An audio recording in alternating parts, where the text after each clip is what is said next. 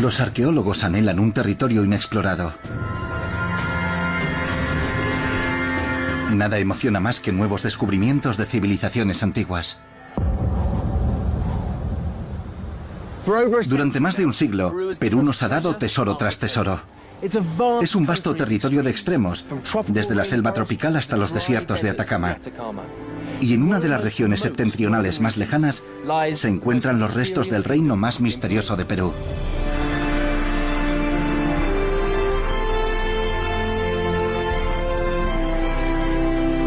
Soy Yago Cooper. Como arqueólogo especializado en Sudamérica, siempre me han fascinado los secretos y misterios enterrados en las profundidades de estos impresionantes e imponentes paisajes. La historia de este continente ha estado dominada por las historias de los incas y los conquistadores españoles. Pero en esta serie exploraré un pasado más antiguo y olvidado, viajando desde la costa hacia las nubes, en busca de civilizaciones antiguas tan significativas e impresionantes como en ninguna otra parte de la Tierra. En el remoto norte del Perú, una de estas civilizaciones prosperó durante más de 500 años. Eran llamados los chachapoyas, lo que se traduce como los pobladores de las nubes. ¿Y quiénes eran? Es uno de los misterios arqueológicos más grandes de las Américas. En el año 900 después de Cristo, en la cima de las montañas andinas, vivía el pueblo chachapoya. Los restos de la cultura chachapoya se cuentan entre los más impresionantes y menos comprendidos de Sudamérica. Con toda franqueza, los chachapoyas todavía son un misterio para nosotros. Lo único que tenemos para estudiarlos son seductores fragmentos de tesoros y objetos de remotas selvas tropicales. Tumbas localizadas en lo alto de acantilados inaccesibles, momias ocultas en cuevas y uno de los sitios arqueológicos más impresionantes de Sudamérica. ¿Cómo pudo florecer una cultura tan compleja y avanzada en esta remota región de Perú hace más de 1000 años?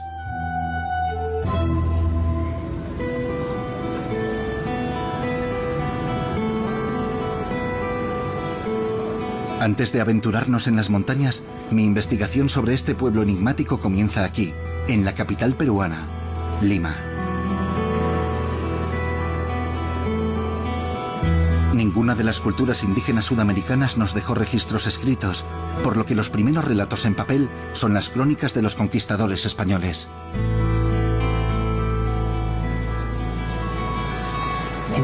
En 1638, un siglo después de que llegaran los españoles, el padre Pedro Calancha, uno de los primeros cronistas, se aventuró en el territorio chachapoya y escribió de este pueblo que eran belicosos e indómitos, yerberos y hechiceros. Y ante el asombro de los europeos también escribió: solo obedecían al jefe durante los tiempos de guerra, y no a cualquiera, solo a aquel que era reconocido como el más valiente, emprendedor y audaz. Hechiceros en las cumbres de las montañas, indios belicosos a los que sus jefes no controlaban. A pesar de lo fascinantes que son las afirmaciones de este conquistador, no hay mucho donde indagar. Los invasores españoles no siempre fueron testigos fidedignos. El problema es que solo un puñado de arqueólogos se ha internado en el territorio chachapoya. Así que antes de dirigirme a los Andes, necesito una fuente más fiable. Una de las pocas personas que ha estudiado a los enigmáticos chachapoyas es Adriana von Hagen, por lo que me reúno con ella para asentar los conceptos básicos.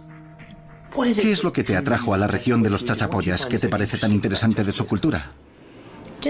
Precisamente el hecho de que se conozca tan poco y todo lo que la iconografía y la imaginería, que es lo que he estado estudiando, pueden revelar de su cultura. Te darás cuenta de que todos los asentamientos chachapoya, casi todos, están situados en las cimas de las montañas y eran conocidos como hechiceros. Usaban un conocimiento esotérico amazónico de hierbas y drogas alucinógenas. Solo ha sido cartografiada una zona muy pequeña de la región de los chachapoyas. ¿Qué porcentaje de su arqueología crees que hemos encontrado? ¿Un 5%, si acaso? Sí, puedo contar con los dedos de una mano las excavaciones que han sido llevadas a cabo de manera científica. Increíble, y es una región enorme. Enorme. ¿Por qué crees que los arqueólogos no han hecho un trabajo mayor? Sobre todo porque está aislado, al menos para nosotros en nuestro concepto occidental de ir a lugares lejanos. Para los pueblos precolombinos, caminar durante 2 semanas no era nada. Pero para nosotros, incluso conducir durante un día es un viaje largo.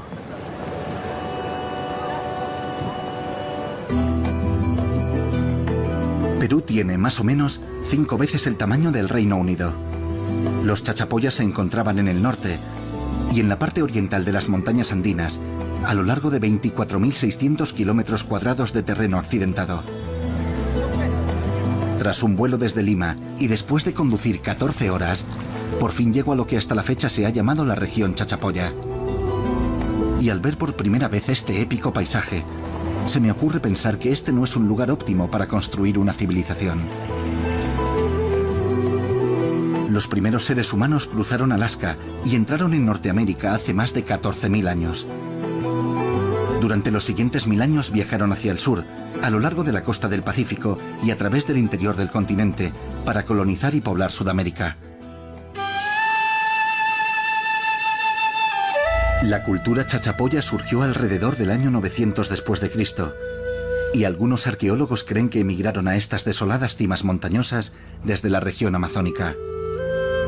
Pero sabemos que cuando llegaron, construyeron casas en las cimas de las colinas, y finalmente su población aumentó hasta las 500.000 personas. Dominaron estas montañas y valles durante 6 siglos. Pero la primera pregunta respecto a los chachapoyas es: ¿por qué se asentaron en esta región en particular? Al oeste se alzan los Andes a lo largo de miles de kilómetros, la cadena montañosa más alta de América del Sur. Al este, la inmensa cuenca del Amazonas, que se extiende como una densa y espesa selva tropical.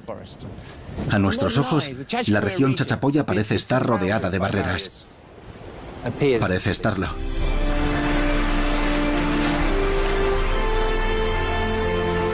Los arqueólogos tienen que mirar más allá de las apariencias.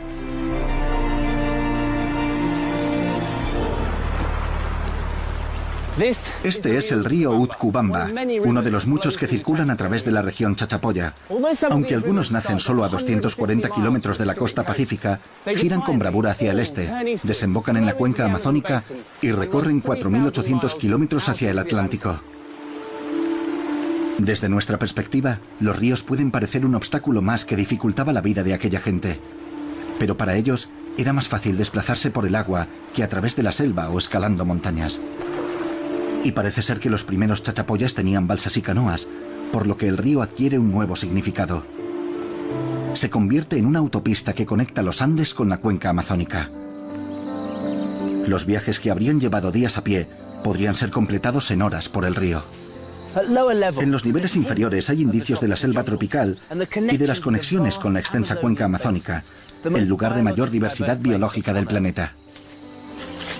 De modo que, a pesar de vivir en lo alto de las montañas, los chachapoyas podían comerciar con los pueblos del Amazonas, garantizando el suministro de multitud de hierbas, medicinas, animales y plumas de aves exóticas.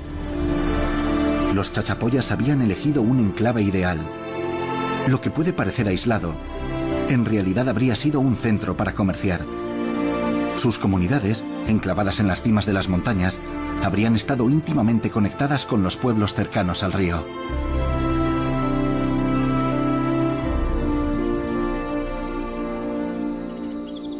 Esto es cera de abejas, un producto típico del Alto Amazonas. Es exactamente el tipo de producto exótico que habrían llevado a lo alto de las montañas y más allá.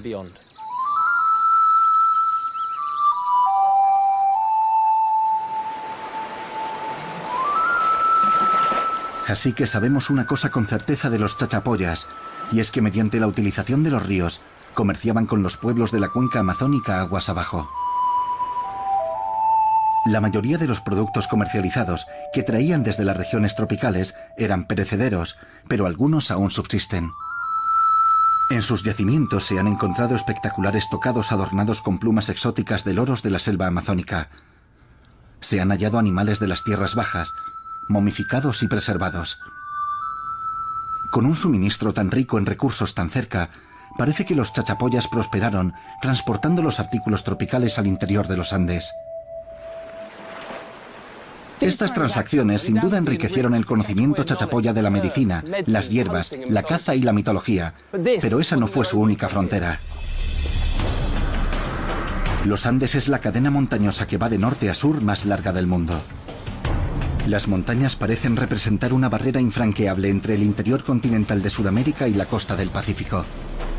Al igual que los ríos, las montañas podrían parecer un obstáculo enorme para los chachapoyas, pero de nuevo no deberíamos quedarnos en las apariencias. Estos profundos cañones, labrados durante siglos por el río Marañón, proporcionan las rutas más bajas de los Andes a lo largo de miles de kilómetros en cualquier dirección. Estos valles fluviales actuaban como embudos a través de los que pasaba el comercio. Los valles proporcionaban una puerta de entrada a la costa, así como los ríos abrían rutas de comercio aguas abajo del Amazonas. Y en los sitios chachapoya de toda la región encontramos indicios de ese comercio antiguo. Voy hacia la ciudad de Chachapoyas, la capital administrativa de la región. Aquí el Ministerio de Cultura Chachapoya almacena un tesoro escondido. Apilados en un armario, encontramos multitud de hallazgos.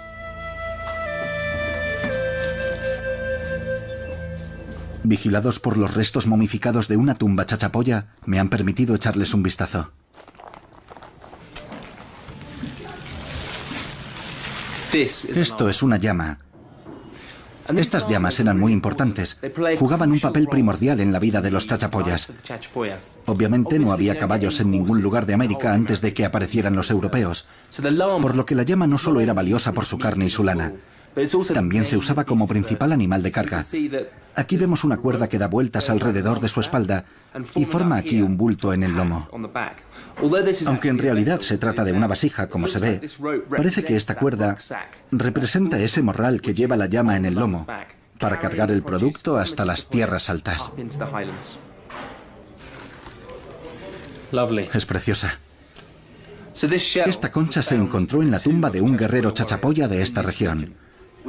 Tiene estas perforaciones a los lados e incluso ahí dentro pueden verse los agujeros dentro de la concha. A mí me parece que es una flauta, un instrumento musical. Esto debe de haber recorrido más de 500 kilómetros desde la costa ecuatoriana. Y nos lleva a pensar en aquellas redes de comercio de la región Chachapoya, remontando los sistemas fluviales a través de los Andes y bajando por el otro lado. Esta es una pequeña vaina de semillas. Es de la planta maichil, que es una semilla que solo se da en altitudes inferiores a 500 metros. Así que esto debe de haber venido desde el Amazonas. Pero esta concha es muy útil porque se usa como instrumento musical. Le pasaban un cordel y la usaban como un cascabel atado a las muñecas y a los tobillos, como los bailarines de Morris en el Reino Unido.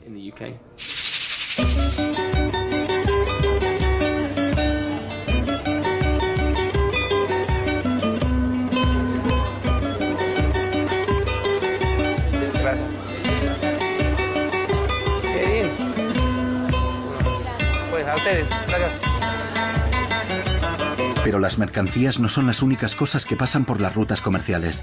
Con el comercio llega la comunicación, y con la comunicación llega el conocimiento. Caminando por un mercado local, se ponen de manifiesto los beneficios de un sistema de comercio efectivo. No tienes que excavar tus propias minas para conseguir metales, ni buscar durante días en el Amazonas para conseguir plantas exóticas.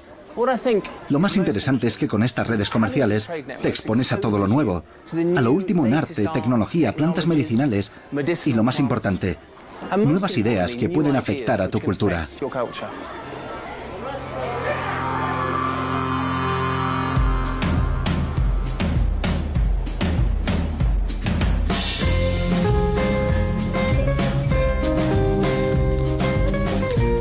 Mediante el control de las rutas comerciales entre las culturas de la selva y las de los reinos de la costa, absorbieron ideas de unos y otros.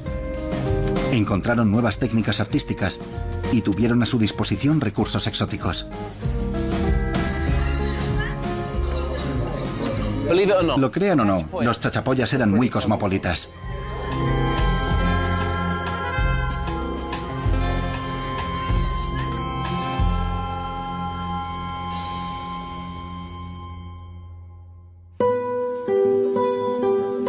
Como sucede a menudo con esta esquiva comunidad, solo quedan fragmentos de su vibrante cultura. Hay pictogramas y pinturas en las laderas, instrumentos musicales y cerámica. Y lo más sorprendente de todo, sus preciosos tejidos.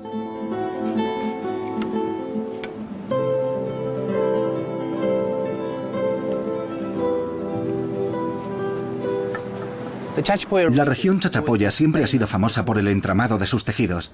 Por desgracia, muy pocos de estos tejidos Chachapoya sobrevivieron.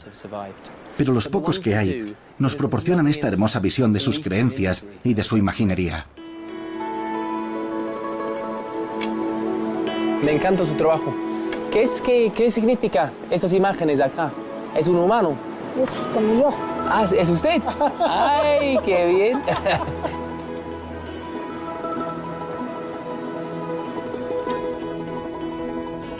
Las túnicas y mantas chachapoyas estaban decoradas con animales coloridos, serpientes y extrañas criaturas con aspecto de sapo. No sabemos lo suficiente para decir con seguridad qué significan, pero sugieren un sistema simbólico de creencias muy desarrollado, con influencias tanto de las tierras altas como de las bajas. Se han necesitado décadas de trabajo para comenzar a comprender la imaginería y las fascinantes pistas que proporcionan de la cultura chachapoya.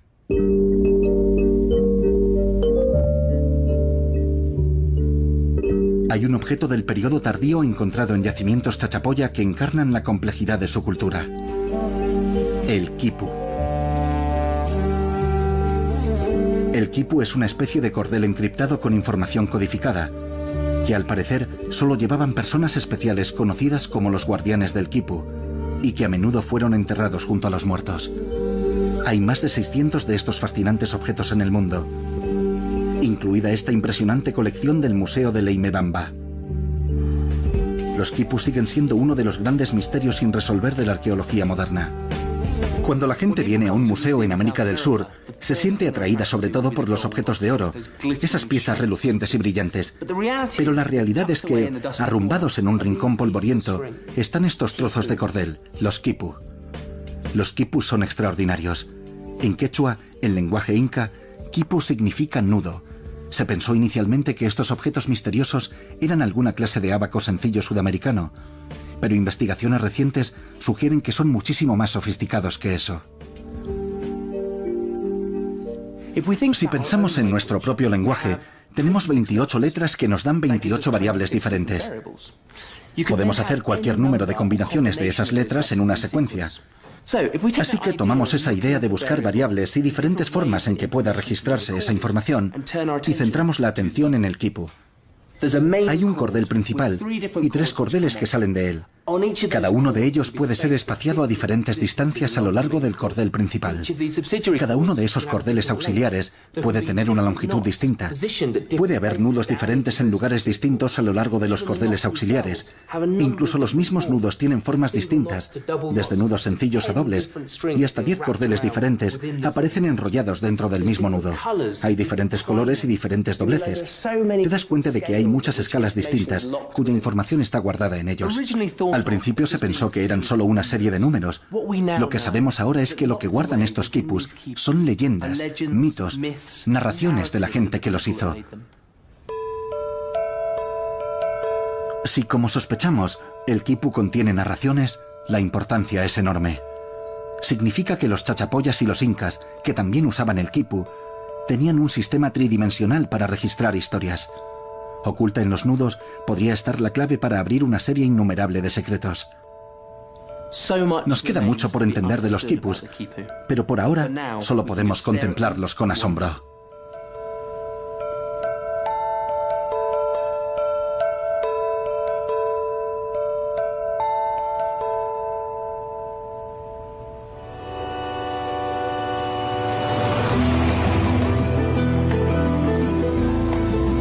Sabemos que los chachapoyas eran un pueblo comerciante y que absorbieron influencias de toda la región.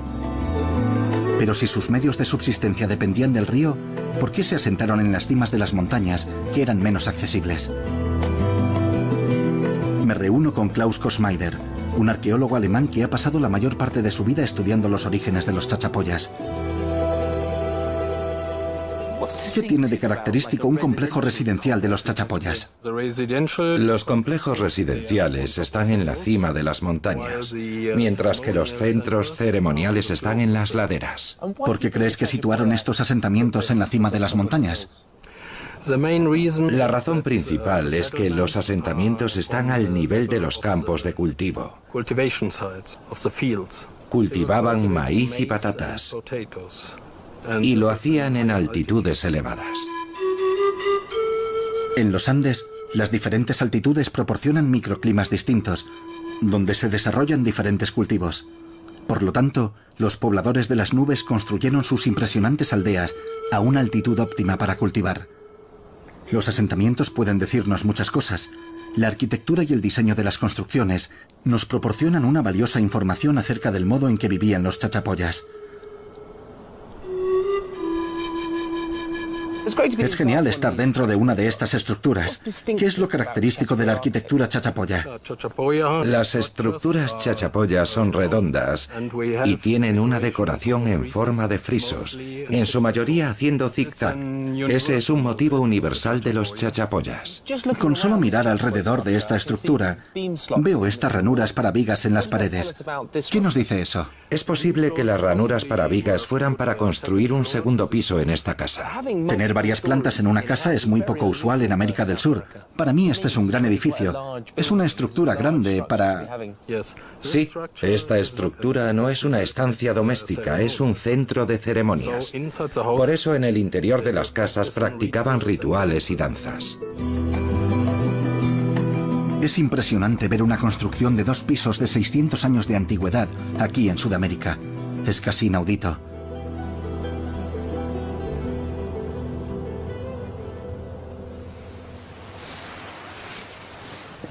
Estoy deslumbrado por lo sofisticadas que son estas estructuras. Este edificio reconstruido revela que los chachapoyas no solo eran grandes comerciantes, sino expertos arquitectos y constructores. Pero los asentamientos plantean más preguntas que respuestas. Klaus habló de sus edificios ceremoniales, pero no sabemos exactamente qué tipo de ceremonias realizaban los chachapoyas en vida.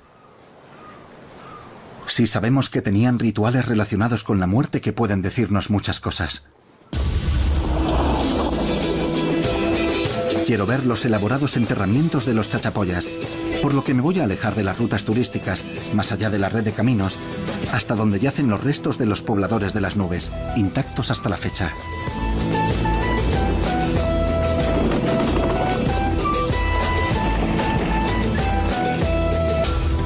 Me llamo Diego. Soy Eiren. ¿Eiren? Eiren, se llama loco. Sí. ¿Se llama loco? Sí. Este es mi caballo y se llama el Loco, lo que me da un poco de miedo.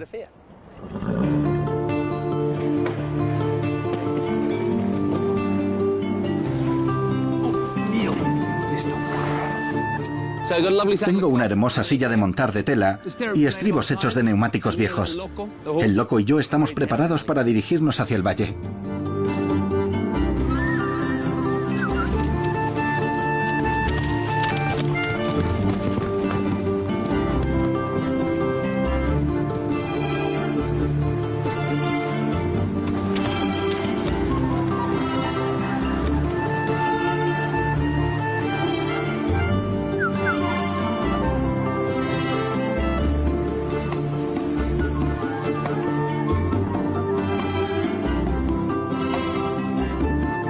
El Loco y los otros caballos formarán parte de nuestra expedición de subida a la montaña, hasta que avistemos los imponentes acantilados de la Petaca. Es un terreno duro y escarpado, pero los arqueólogos no deberían quejarse, ya que es la lejanía de estos sitios lo que los ha protegido de los buscadores de tesoros y los saqueadores, que son una amenaza constante en esta región.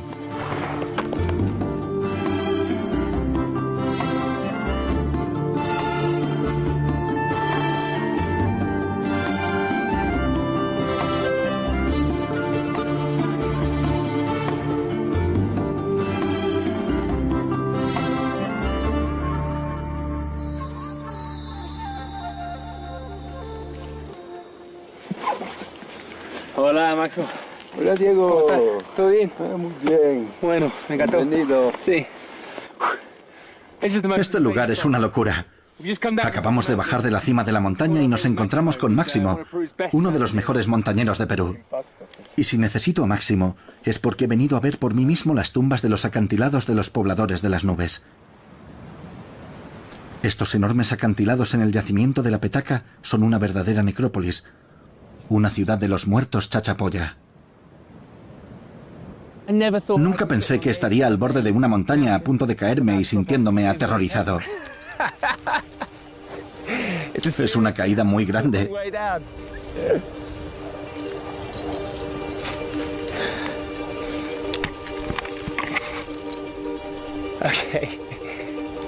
Acabamos de llegar a la cima. Y esta es la vista hacia abajo.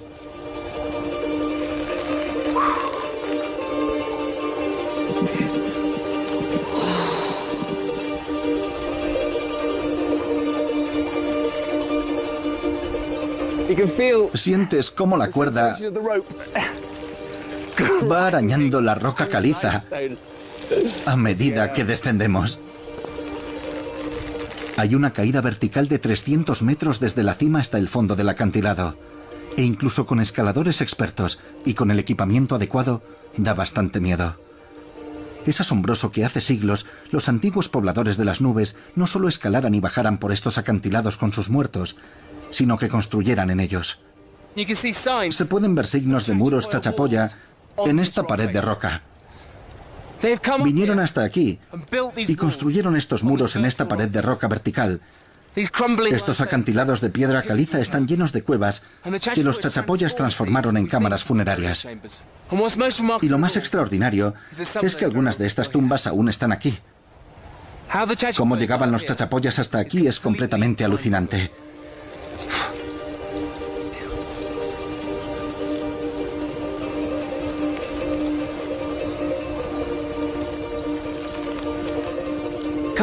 Un poco más abajo pueden ver que detrás de mí hay enterramientos intactos. Es algo increíble.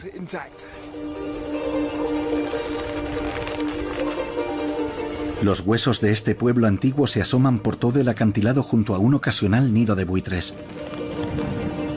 Pero las verdaderas revelaciones están dentro de las mismas tumbas.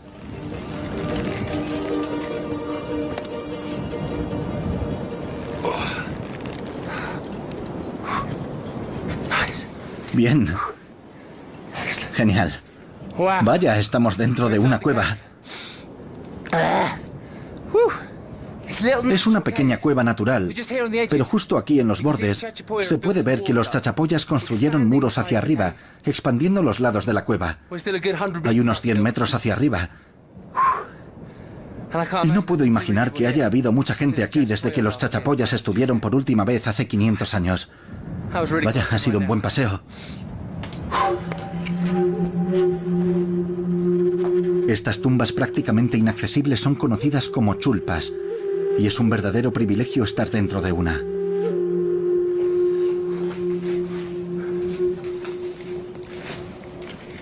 La cueva está llena de pequeños recovecos y grietas.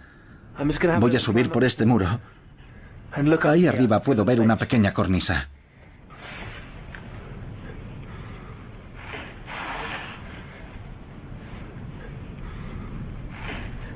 Dentro de este nicho hay un esqueleto humano aún intacto. Todos los huesos están en la posición correcta. Se puede ver que ha sido envuelto en una especie de túnica o manto.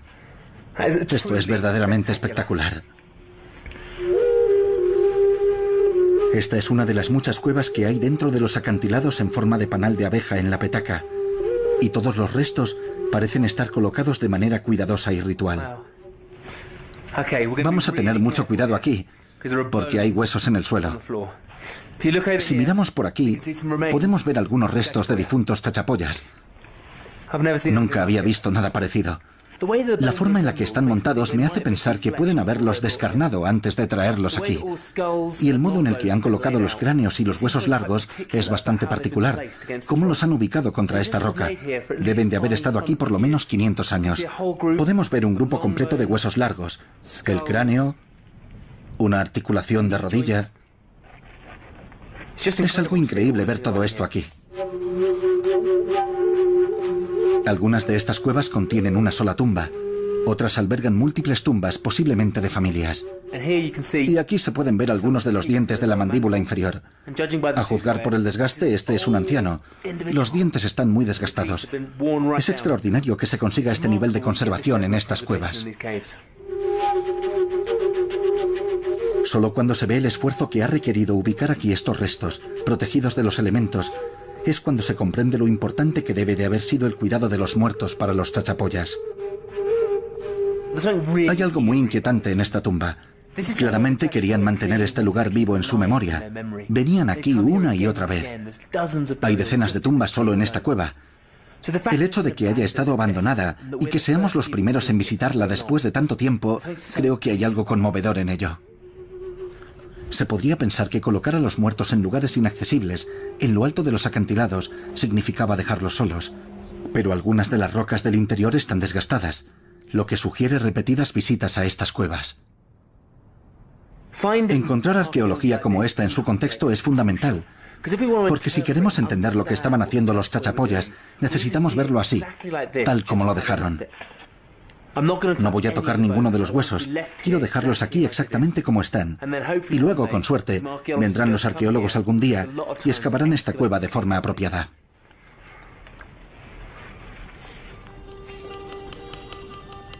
Quizá una investigación importante descubra, para empezar, cómo subieron hasta aquí los chachapollas. Puedo ver enigmáticas vigas sobresaliendo del acantilado. Y ya hemos visto que eran hábiles en la construcción, pero hasta ahora nadie ha dado una explicación concluyente de cómo escalaban hasta estas alturas, y de manera tan habitual. Incluso con cuerdas y con casco, es muy peligroso. Pero por interesante que sea este enigma, la verdadera pregunta es, ¿qué papel representaban los muertos en su cultura? ¿Por qué dedicar tanto esfuerzo a enterrarlos y luego visitarlos tan a menudo?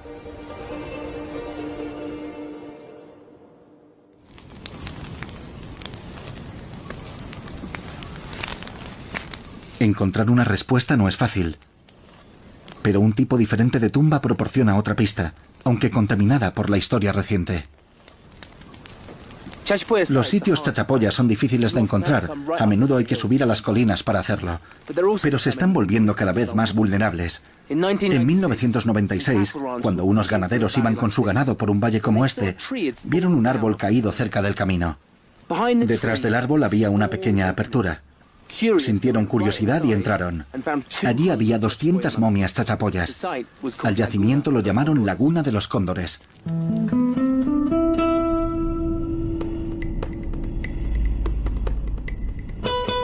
A diferencia de los acantilados de la Petaca, los cuerpos de Laguna de los Cóndores habían sido momificados con cuidado. Eran momias de un periodo posterior, cuando la cultura chachapoya se solapa con la cultura inca. Había adultos, bebés y animales, todos momificados. Fue un descubrimiento de una enorme importancia, pero los ganaderos empezaron a hurgar entre los cuerpos en busca de tesoros. Se corrió la voz, y pronto turistas y saqueadores de tumbas estaban pisoteando uno de los descubrimientos arqueológicos más importantes de Sudamérica. Después de 10 días de caos, la primera arqueóloga en entrar en escena fue Sonia Guillén. Detectando la importancia del descubrimiento y buscando preservar lo que quedaba, Sonia recogió los objetos y las momias y los rescató para el Museo de Leimebamba. La impresionante conservación de estas momias puede ayudarnos a comprender por qué los muertos significaban tanto para los vivos. Y pueden contarnos mucho más sobre los últimos días de los chachapollas. Mira, esta persona tenía tuberculosis. Era un individuo joven y es probable que muriera debido a una complicación de la tuberculosis.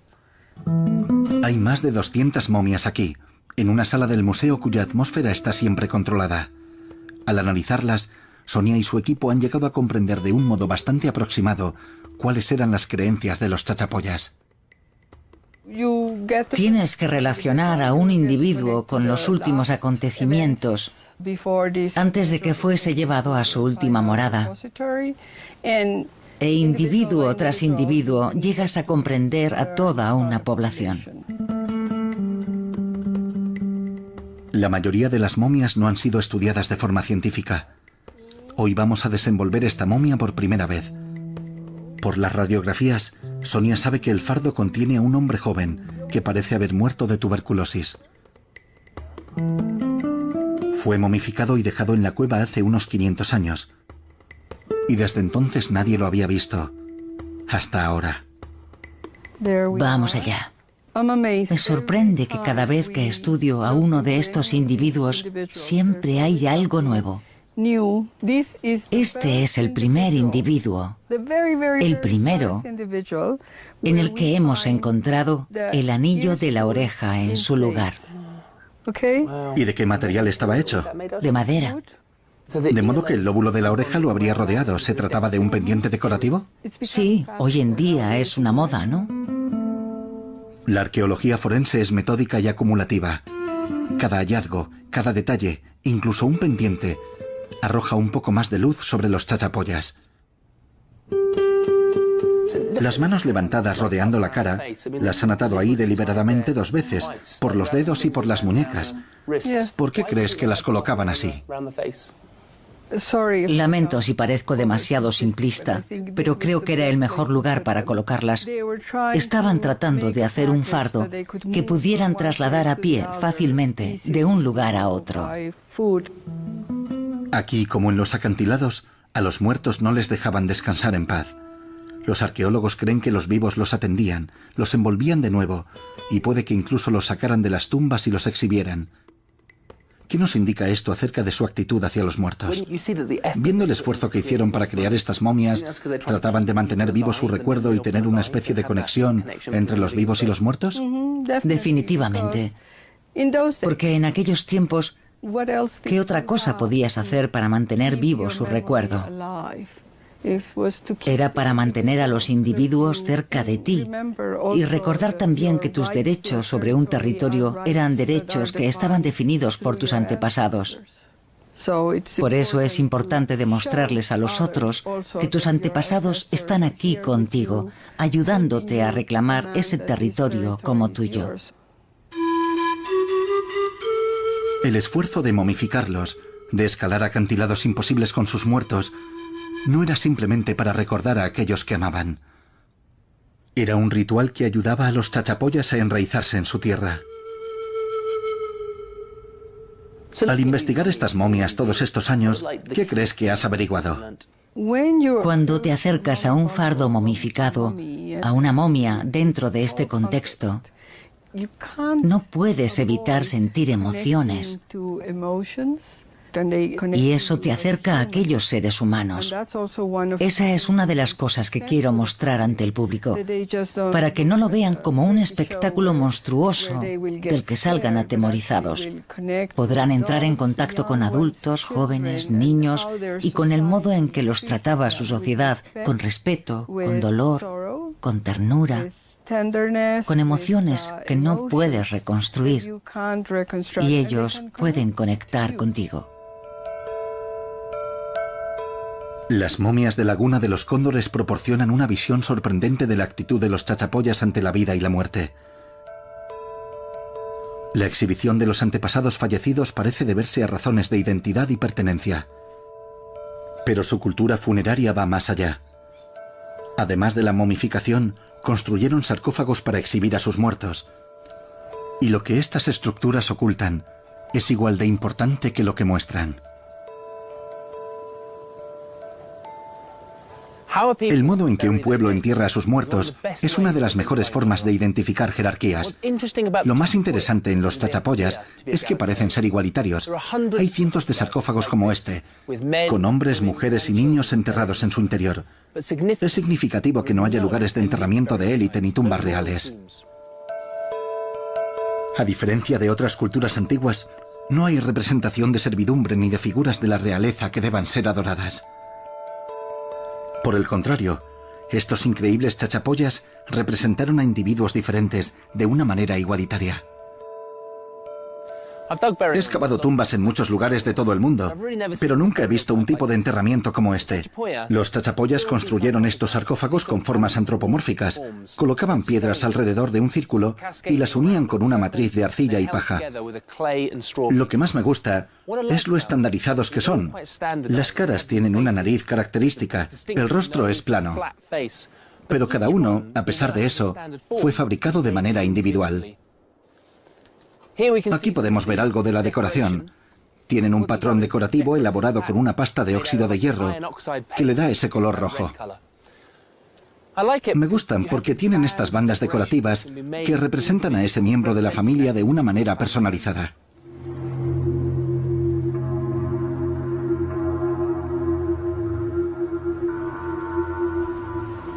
Estos extraños sarcófagos parecen fantasmas en medio del paisaje. Aún no se ha llevado a cabo el suficiente trabajo arqueológico para estar seguros de qué conmemoran, dado el difícil acceso a este lugar. De hecho, algunas de estas enigmáticas estatuillas de barro y paja parecen estar protegidas por la misma naturaleza.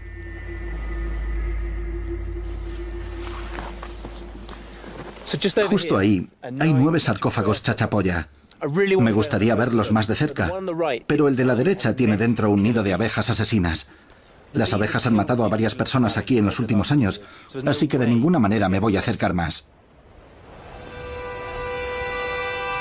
Para observar más pruebas de esta sorprendente ausencia de jerarquía, tienes que abrirte paso a la fuerza.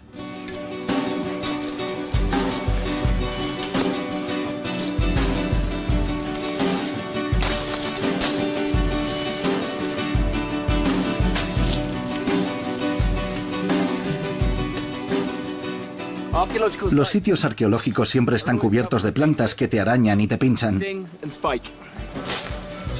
Por eso siempre es bueno tener un machete a mano.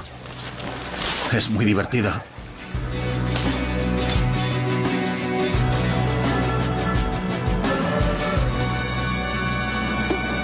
Oh, me he clavado una espina.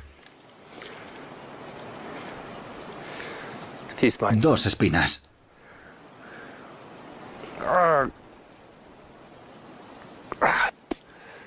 Esta está muy profunda, tengo que tener cuidado. Se me ha clavado aquí.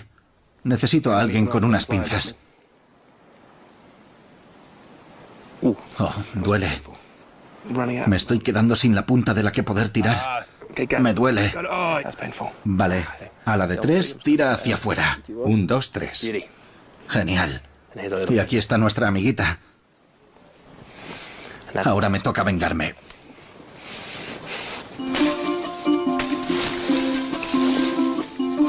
Al formar parte de los reinos perdidos, la arquitectura de los chachapoyas a menudo está oculta bajo una densa vegetación, y solo podemos vislumbrarla a través de espinas afiladas.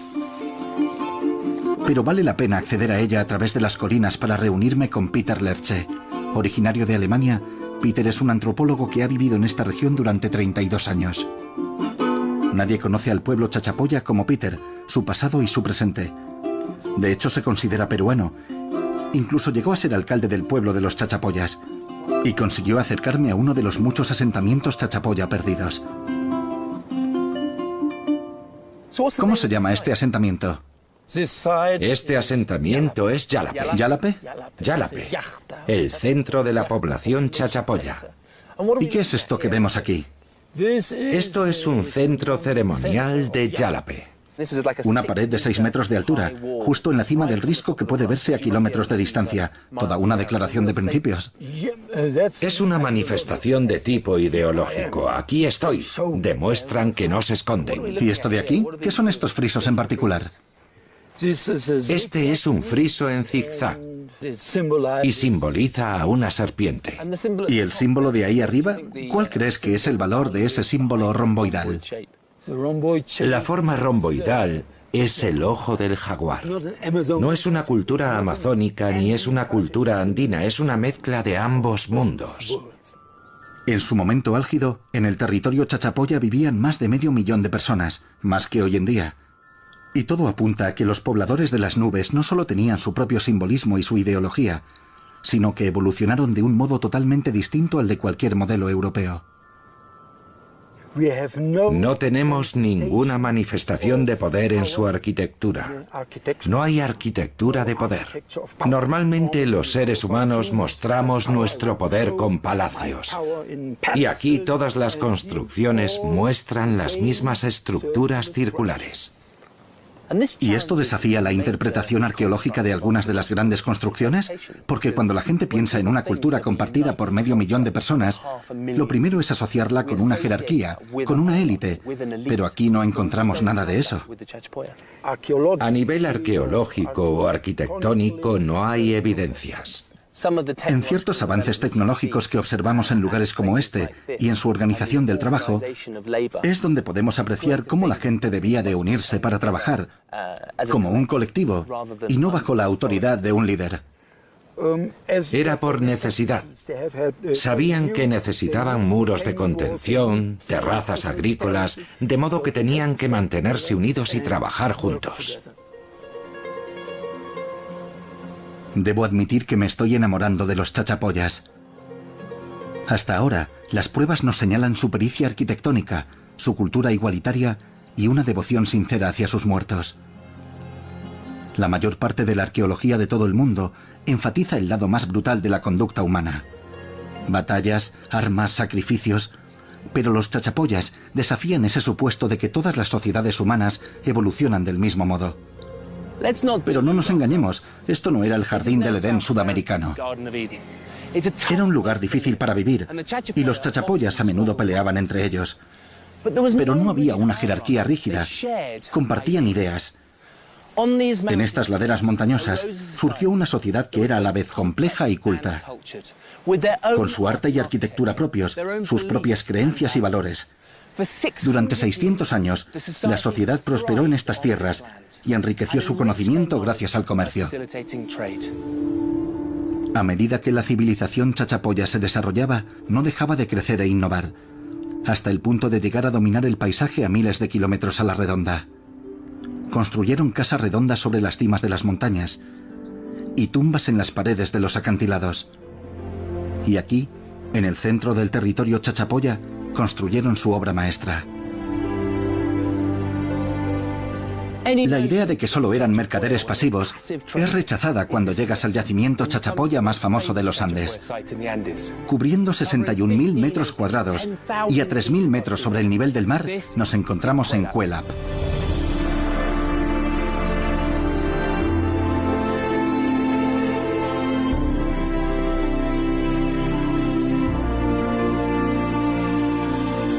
Es una declaración épica de la audacia y habilidad de los chachapoyas. Se calcula que tardaron siglos en construir Cuelap, y es probable que la gente que vivió aquí estuviera reforzando constantemente la estructura. En algunos lugares, la gruesa plataforma de piedra tiene más de 20 metros de altura, y algunos de los bloques de piedra caliza pesan más de 3 toneladas. Esta es una construcción de una envergadura impresionante. Es difícil creer que haya sido construida a mano. No hay que ser un experto para comprender el trabajo tan duro que supuso la construcción de Cuelap. Estos muros de 18 metros de altura rodean un espacio que ha transformado esta cima montañosa. La pregunta es, ¿por qué transportarían cientos de miles de piedras como estas por la ladera de la montaña para construir este increíble lugar? En parte, se trataba de un refugio seguro. Las 3 entradas a Cuelap denotan gran inteligencia y son defensivas.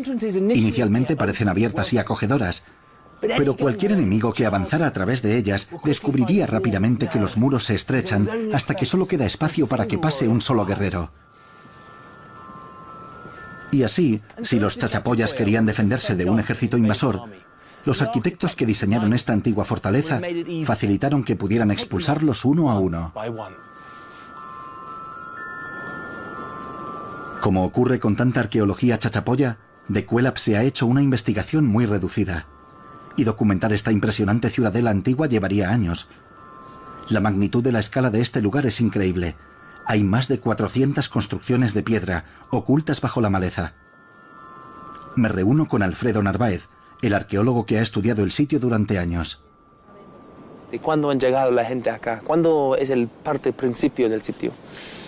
Los fechados más antiguos que tenemos son de alrededor del siglo VI, o sea, 500 después de Cristo, pero sospechamos de que la ocupación comienza antes, quizás en el 400 después de Cristo ya el sitio comienza a crecer.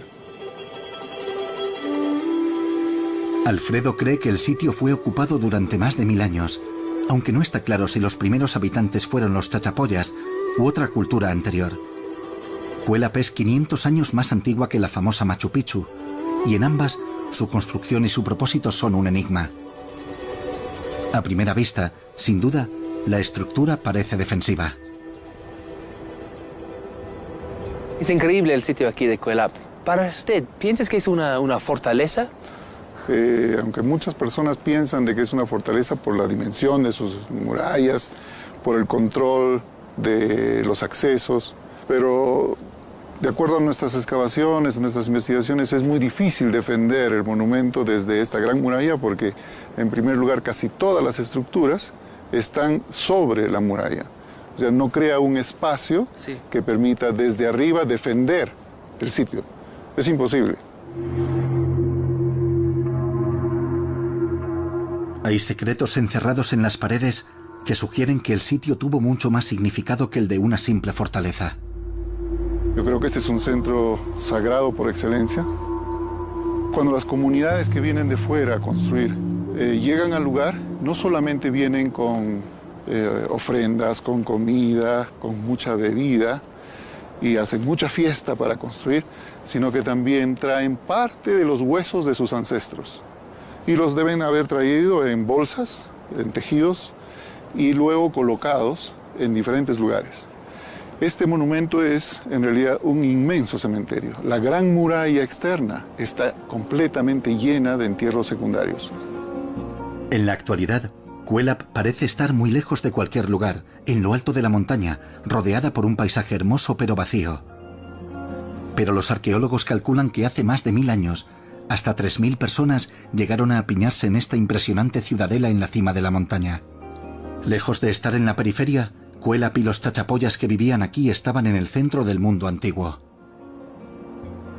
Entonces tenemos esta idea de una cultura bien definido y bien sabido del área de parte grande de Sudamérica.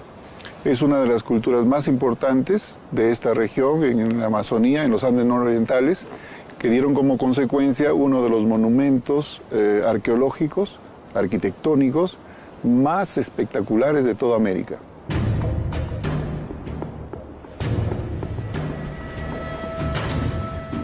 Pero el mundo de los chachapoyas estaba amenazado. Un nuevo poder estaba surgiendo de las montañas del lejano sur.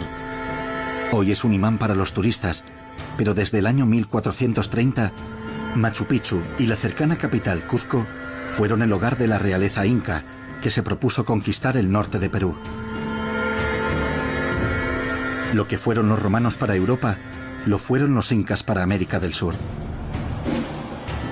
En su época de máximo esplendor, su imperio se extendía desde Ecuador hasta Argentina.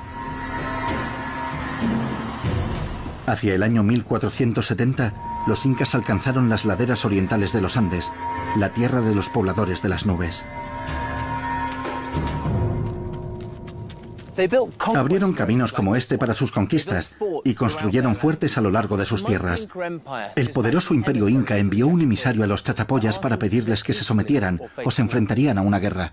Ellos respondieron que preferían morir defendiendo su libertad.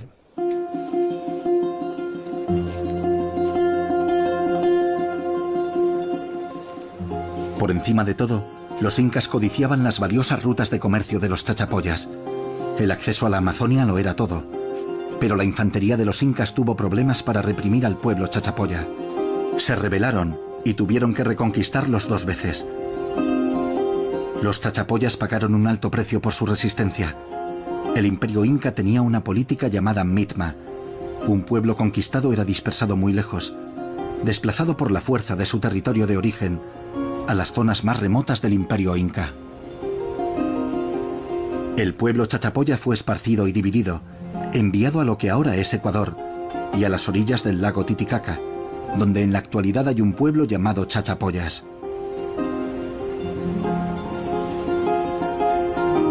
Algunos cálculos sugieren que más de la mitad de la población tuvo que exiliarse y muchos otros fueron asesinados. Solo unos pocos chachapoyas permanecieron en su tierra natal.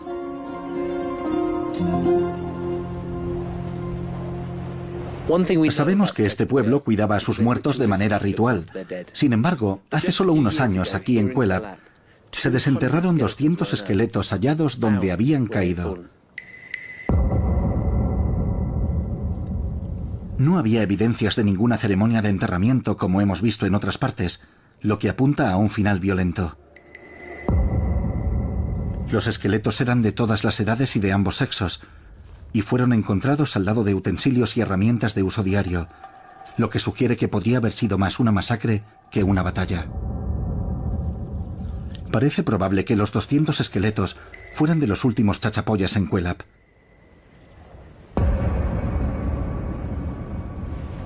Los incas gobernaron a los chachapoyas que quedaban, hasta que el Nuevo Mundo cambió para siempre, con la llegada de los saqueadores europeos.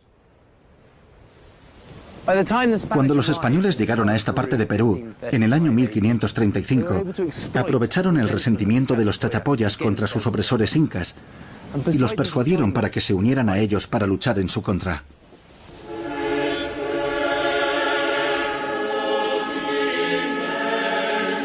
El encuentro con los europeos fue fatal para la cultura chachapoya. Los invasores españoles trajeron con ellos algunos misioneros, que se aprestaron a convertir a la población indígena con celo evangélico.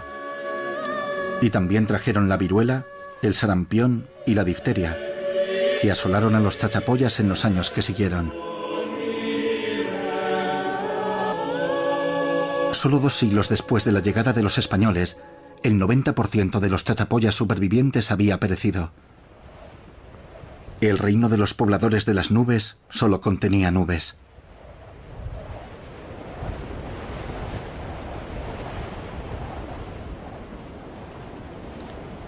Los chachapoyas habían desaparecido. El bosque del que provenían creció alrededor de sus estructuras, tragándoselas, donde permanecieron invisibles durante siglos. Incluso hoy en día, es seguro que en algún lugar por ahí fuera hay muchas más tumbas, pueblos y monumentos chachapoyas que yacen ocultos a la vista en esta enorme y hermosa región.